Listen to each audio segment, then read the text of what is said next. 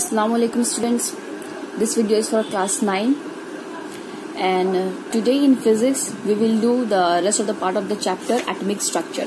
So in last class we have done till here radioactivity.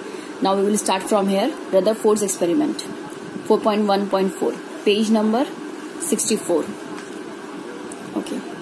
Rutherford experiment of scattering of alpha particle to determine structure of atom. तो next Rutherford ने एक experiment किया कि ये जो structure of atom जो मैंने आपको पहले पढ़ाया कि जे थॉमसन ने ये प्लम पुडिंग का स्ट्रक्चर दिया था एटम का, तो ये आगे फेल हो गया. ये क्यों फेल हो गया?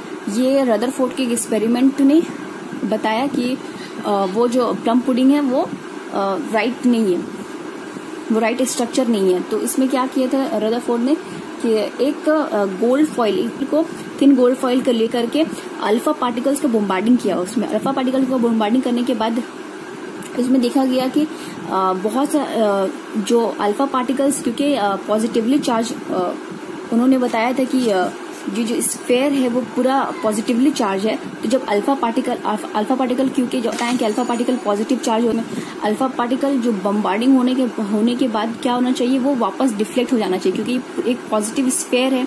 ये स्फेयर है full of positive electron, positive protons है चारों तरफ. इसका पॉजिटिवली चार्ज होने की वजह से जब अल्फा पार्टिकल लोग बम्बार्ड करेंगे इसमें, तो क्या होना चाहिए, वो रिपेल कर जाना चाहिए. लेकिन ऐसा नहीं हुआ. एक्सपेरिमेंट में देखा गया कि कुछ जो अल्फा जो रेज है वो क्या होता है, डायरेक्टली पास कर गया गोल्ड फॉइल को, और कुछ हल्का से डिफ्लेक्ट कर गया, और कुछ अल्फा पार्टिकल्स क्या है डायरेक्टली 180 डिग्री में टर्न कर गया. तो पढ़ लेते हैं इसके बारे में हम लोग. यहाँ Rutherford in this experiment made fast moving alpha particles to fall on a very thin gold foil. He selected a gold foil because it can be as thin a layer as possible. तो gold foil को choose करने का reason यही था क्योंकि ये सबसे ज्यादा पतला हो सकता था, इसीलिए. From this experiment Rutherford made the following observation. और क्या क्या इस एक्सपेरिमेंट में क्या क्या ऑब्जर्वेशन हुआ? सबसे पहला ऑब्जर्वेशन ये हुआ कि most of the fast moving alpha particle pass straight to the gold foil. जो अभी हम बताइए रिपेल करने के बजाय क्या हो गया, स्ट्रेट वो पास कर गया पूरा गोल्ड फॉइल से. नंबर सेकंड क्या हुआ, some of the alpha particles were deflected by a small angle by the gold foil. तो हम बताएं अभी कुछ अल्फा पार्टिकल्स क्या हो गया, डिफ्लेक्ट कर गया, और कुछ 180 डिग्री से पूरा रिटर्न आ गया. Number 3, very few of the alpha particles appear to rebound. और कुछ अल्फा पार्टिकल्स रिबाउंड कर गया. From the above observations Rutherford concluded that number 1, most of the space inside the atom is empty. Atom का जो inside में जो spaces है वो मैक्सिमम क्या है, खाली है. Because most of the alpha particles go straight to the gold foil without any deflection. अगर इस प्लम पुडिंग के अकॉर्डिंग अगर पॉजिटिव चार्जेस होता तब ये क्या होता, रिपेल कर जाता, रिबाउंड कर जाता. लेकिन ऐसा नहीं हुआ. क्या हो गया, वो पूरा पास कर गया. इसका मतलब क्या है कि वो वहां पे खाली जगह है, स्पेस खाली है, तभी वो ज्यादा से ज्यादा अल्फा पार्टिकल्स स्ट्रेट पास कर गया गोल्ड फॉइल से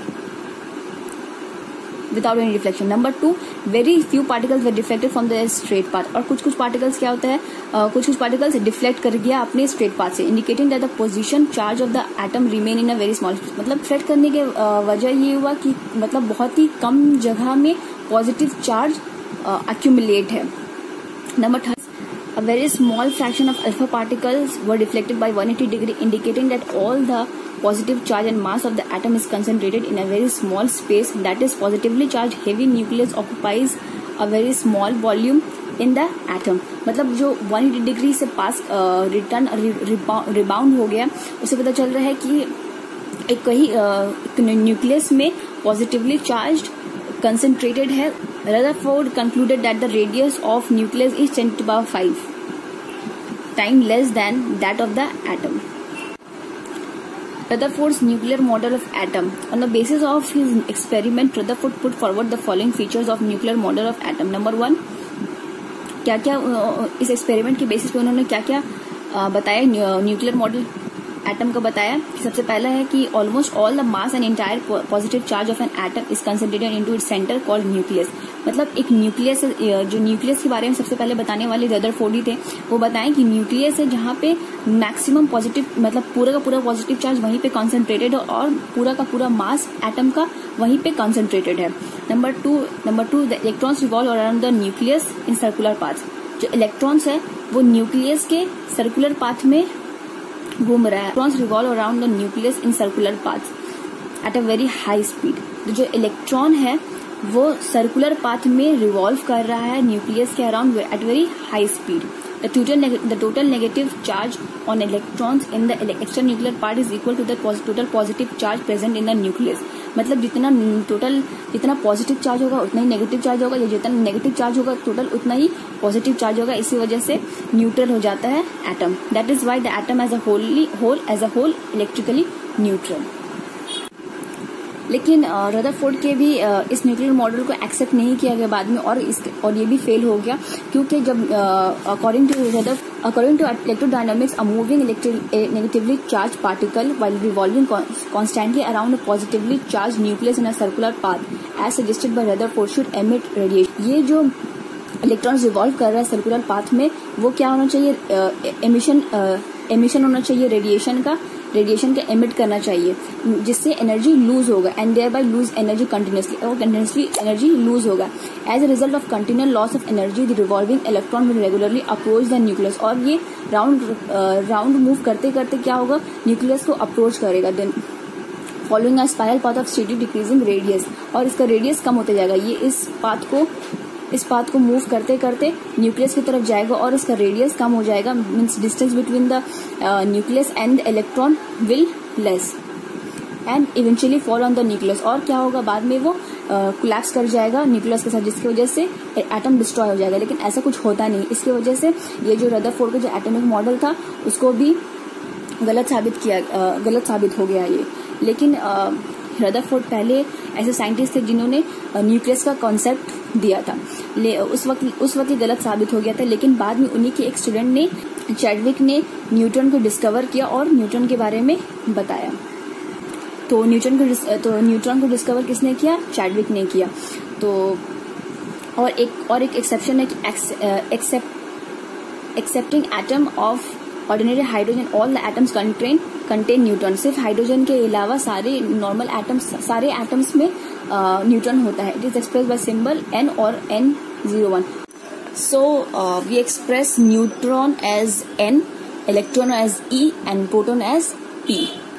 नेक्स्ट, तो आपको होमवर्क रहेगा कि copy cathode rays are composed of what, who imagine the presence of neutron in the atomic nucleus. Atomic nucleus, ये जो न्यूक्लियस है सबसे पहले इसका इमेजिन किसने किया था। अभी हम पढ़ाएं कि रदरफोर्ड ने बताया था सबसे पहले कि न्यूट्रॉन होता है, लेकिन वो एक्सप्लेन नहीं कर पाए थे, उसको प्रूव नहीं कर पाए थे। लेटर ऑन चैडविक ने इसको एक्सप्लेन किया था, डिस्कवर किया था। तो लेकिन सबसे पहले इमेजिन उसको रदरफोर्ड ने किया था, तो इसका आंसर रदरफोर्ड होगा। Next question, nucleus of which atom does not contain neutron. तो अभी हम लोग पढ़े लास्ट में कि हाइड्रोजन का एटम में सिर्फ न्यूट्रॉन नहीं होता है। Next, who discovered radioactivity. तो Henri Becquerel and madam Curie होगा। इसका आंसर होगा हु डिस्कवर्ड रेडियो एक्टिविटी, तो इसका आंसर होगा Henry Becquerel. Next, who gave the name radio activity.